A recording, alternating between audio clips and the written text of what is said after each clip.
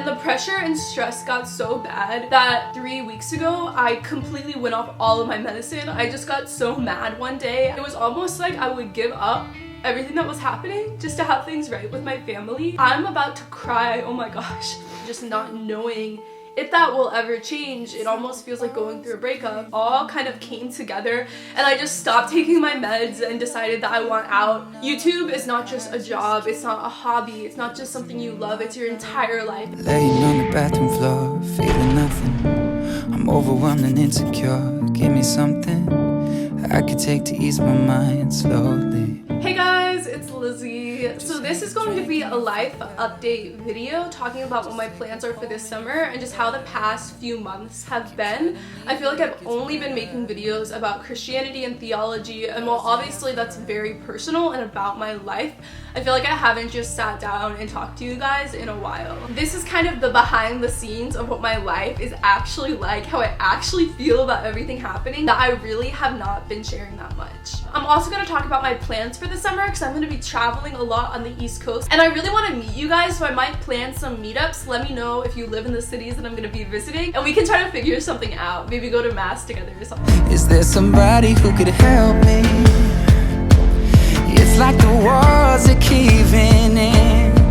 So the first thing I want to say is thank you so much, all of you, for being there for me, for praying for me, for writing encouraging comments, for all the messages. I feel like you guys are my best friends and my family and literally part of my life because I share so much of my life online. And so this year has been very stressful. It's so much intensity and pressure and it's been really hard for me because of my bipolar to handle all of it. But the amount of love and encouragement that I've been getting from you guys has been making it a lot easier and making all of it worth it. Also, I wanted to say that my necklace is from artifactadventure.com. One of my subscribers runs their jewelry company. She sent me this as a gift about a year ago. I wear it in so many videos, so I feel like I should give credit to her jewelry company. So I'm gonna link it below. Run free and dive into the sky. Hear the wind. So this year as a whole has been really hard with my bipolar. In January and February, I was having constant symptoms of mixed episodes, so I'd be manic and depressed at the same time. My body would be sleeping for 12, 15 hours, and then I'd be constantly working when I was awake. It just felt more real than right now, because right now I don't feel like I'm a real person. I feel like I'm in a dream or a phantom-like state. When I talk to other people, I always like fake happiness and fake energies. And I had these horrible nightmares, and if you have a mental illness, you might also experience having very intense dreams. But it was like I was dying and being killed and watching people being tortured. It was just so traumatic experiencing that every single night. So that was how the beginning of this year went. And then I talked about this, but I developed sort of a disordered eating type pattern because I was so stressed out about my bipolar, and so I just stopped eating a lot and was depriving myself and making my body really, really small, over exercising. And I decided to give up that for Lent, and I did, and I was praying a lot, and I got myself to start eating normally and stop trying to get a thigh gap and analyzing my body so much in the mirror. So I've been really, really healthy physically, and I haven't been working out too much. I've been eating healthy. I've had positive self-esteem. It's been really, really good. Don't look behind your back. Chase a light when the world. But then very end of February, March, was when things kind of went crazy and really took off with my YouTube channel becoming more well-known in the Catholic world. In March, I was doing so many interviews, radio interviews, written interviews, Skype interviews. I wasn't at all aware of what was happening. I would just see tweets of myself on the cover of a magazine, in a newspaper. There was just so much happening. And for me, it was honestly really horrible. And I think this is how bipolar is a disability most people could handle, doing tons of interviews and getting more attention and see it as just a really positive thing and have so much fun with it. But because I have a mental illness, when I deal with that, I can't just normally process it. Like, it's like my brain goes on overdrive and it stresses me out so much, and I'm just not able to handle or process it in a healthy way. And because I started talking about my conversion online, it made things even worse with my family. I'm not gonna talk about this that in depth, but one person in my family, we've lost our relationship, and we still sort of have it, but it's like I get ignored a lot, and this person is just not there for me at all when I feel like I need them the most.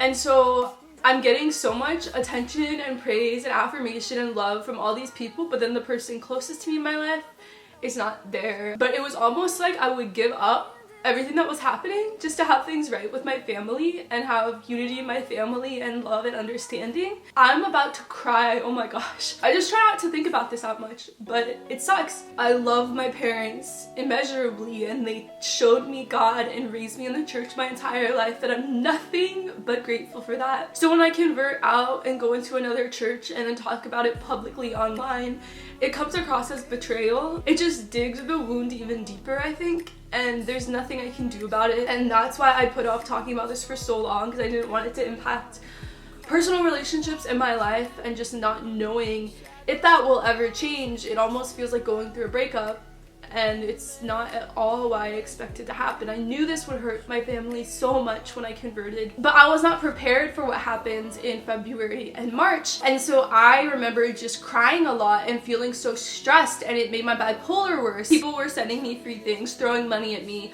I remember I mentioned a book in a video and it sold out on Amazon within a day. I mentioned another product in a video and it made so much money in like 12 hours. And you feel so powerful in a way that is so spiritually unhealthy. So this is one of the reasons why I love religion so much, because we worship and praise and we give so much affirmation to God, and God can handle that amount of affirmation and praise, but I cannot handle it. And the pressure and stress got so bad that I think 3 weeks ago, I completely went off all of my medicine. I just got so mad one day at my psychiatrist's office, and there's just so much pressure on me and so much stress and so much going on, and not having my family all the way there for me. It just all kind of came together, and I just stopped taking my meds and decided that I want out. I'm back on one of them now, so I figured it out. But that's just kind of the extent of the pressure that this is. I think a lot of people wish they were in a position of having followers and having some sort of fame. But my favorite part of this is I get to influence so many people and hopefully lead people closer to God, more in love with God and with the church. And I love that so many people reach out to me. I get to help so many people hear so many stories, and a lot of times it's just heartbreaking because so many people are struggling through things. YouTube is not just a job, it's not a hobby, it's not just something you love, it's your entire life. It takes over your entire life, and it's the perfect thing for me because I'm a workaholic. I love editing, I love giving mini therapy sessions to so many people. But just the way that all of this has happened, it was just so much pressure all at once, and it was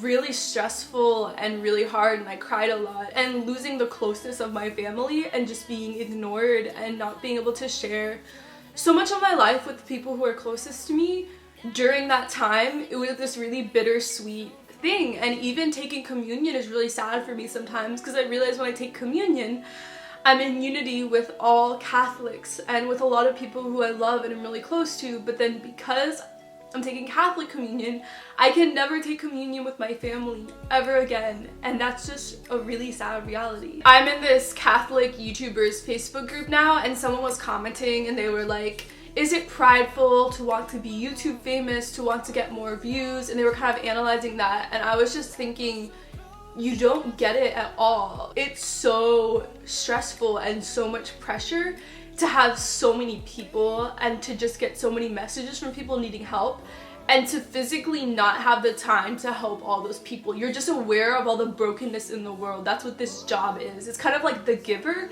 how there's the one person in The Giver who feels everyone's pain. I feel like that a lot. When I spend 3 or 4 hours reading through my Instagram messages or my Snapchat messages or replying to emails, I'm aware of all the pain and suffering and hurt, these individual situations where people are so hurting, and dealing with that, it's really, really sad. And I'm so grateful that people trust me and I'm able to help people. But as a whole, this job, it's just, it emotionally takes over you.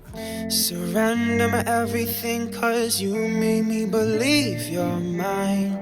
So as you guys know, I'm in a long distance relationship with my boyfriend. His name is Trevor. He lives in Nashville, and we see each other at least every month or at least every 2 months. Since I work from home with my YouTube channel, I can take my YouTube wherever I am. I can live wherever I want to be because I can work from wherever. So I'm gonna be spending a lot of the summer with him, and I'm really, really sad to leave LA because I love my roommates so much. I love my church. I just love where I live. Like, I love the city. I love where I go on my runs in the morning. I love my pharmacy. I love where I go grocery shopping. Like, there's so many little things about where I live that I'm gonna miss so much. I just feel like I was born to live in California. But I'm gonna be leaving on May 22nd. So who you been calling, baby? Nobody could take my place. I'm gonna first visit my sister in Boston, then I'm gonna do a New York trip with my best friend Nicole, then Nicole and I are gonna go to DC for another week. My best friend Nicole just finished her first year of law school, so she's doing her first internship in DC. So she has an apartment there and I'm gonna stay with her. And then one of my other best friends, Piper, is having a baby.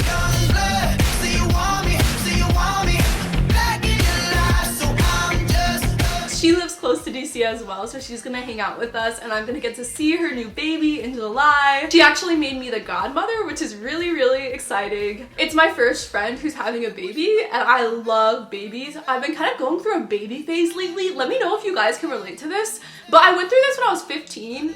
Where I just like really wanted a baby, and now it's the same thing. It's not like I actually want to get pregnant, but I think it's just biologically programmed into me as a woman to want to have a baby. So I'm going through a phase where anytime someone I follow on Instagram or YouTube is pregnant, or anytime I see a baby like in a show I'm watching with my friends, I'm like, oh my gosh, a baby, I want to have children. So I'm so excited to get to meet her baby. So that's what I'm doing for travel for a couple weeks, and then I'm gonna settle in Nashville with Trevor and we're gonna spend summer together. I definitely want to have him on some of my YouTube videos, so comment below if you guys have any questions you want included in a video or any ideas of what you want us to film together. You could break my heart in two, but when it heals it beats for you.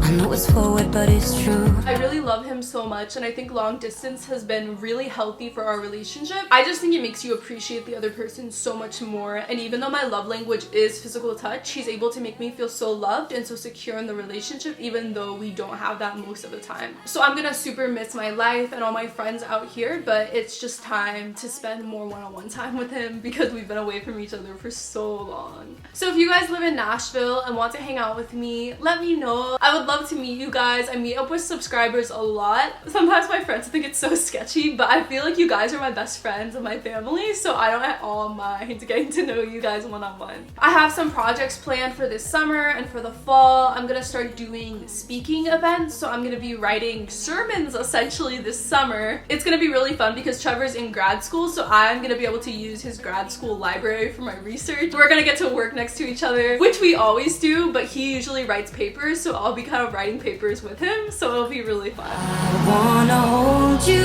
when I'm not supposed to, when I'm lying close to someone else. You're stuck in my head and I can get you out of it. If I could do it all again, I know I'd go back to you.